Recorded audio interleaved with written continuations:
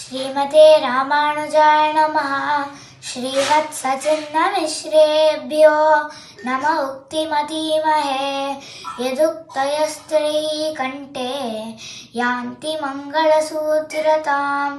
स्वस्ति श्रीर्तिसदातशेषजगताम् सर्गोपसर्गस्थितिः। स्वर्गं दुर्गतिमापवर्गिकपदम् सर्वं च कुर्वन् हरिः। यस्यावीक्ष्य मुखं तदीङ्गित पराधीनो विदत्तेऽखिलम्। क्रीडेयं करुणान्यथास्य रसदा स्यादैकरस्यात्तया। हे श्रीर्देवि समस्तलोकजननीं त्वां स्तोतुमिहामहे।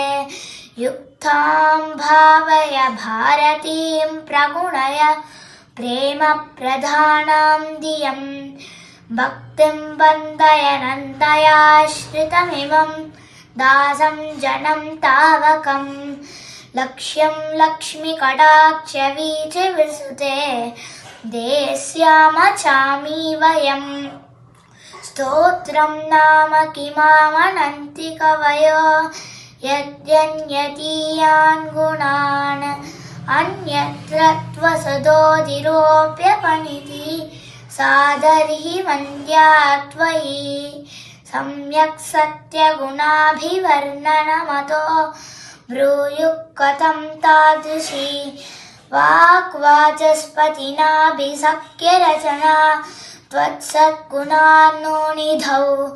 ये वाचां मनसां च दुर्ग्रहतया ज्ञाता गुणास्तावकाः। तानेव प्रतिसाम्बुजिह्वमुदिता हैमामिका भारती।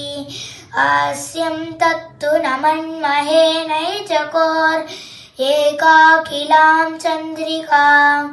नालं पातुमिति प्रकृष्य रसना मासीद सन्ध्यां तृषि। शोधीयानपि दुष्टबुद्धिरपि निस्नेहोऽप्यनीहोऽपि ते। कीर्तिं देवि लिहन्नहं न च पिबे यज्ञो न जिष्णेमि च। दुष्येत् सा तु न तावता नैः सुना लीढाभिभागीरथी। दुष्येत् स्वापि न लज्जते न च पिबे ध्यातुस्तु साम्येच्च नः। ऐश्वर्यं महदेव वाल्पमथवा दृश्येत पुंसां यत्। तल्लक्ष्म्याः समुदीक्षणात् तव यतः सार्वत्रिकं वर्तते।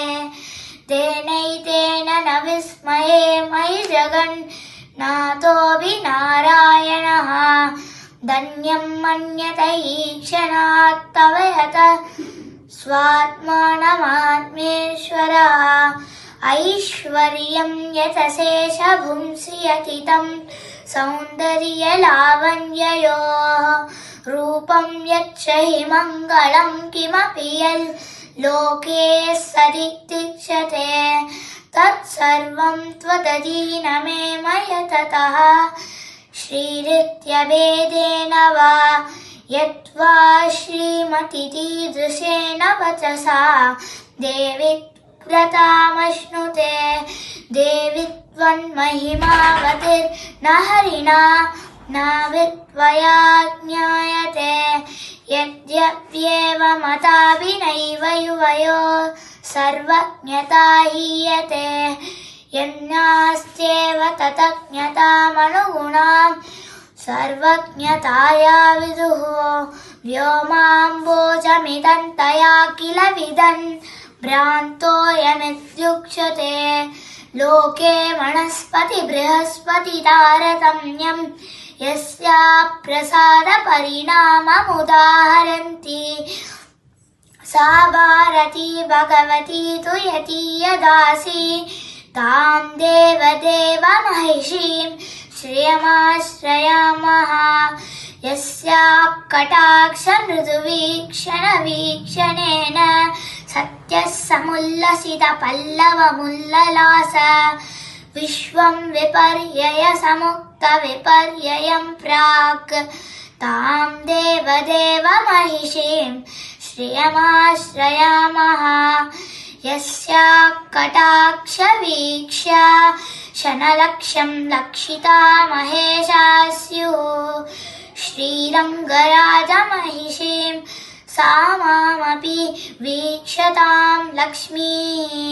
श्रीमते रामानुजाय नमः।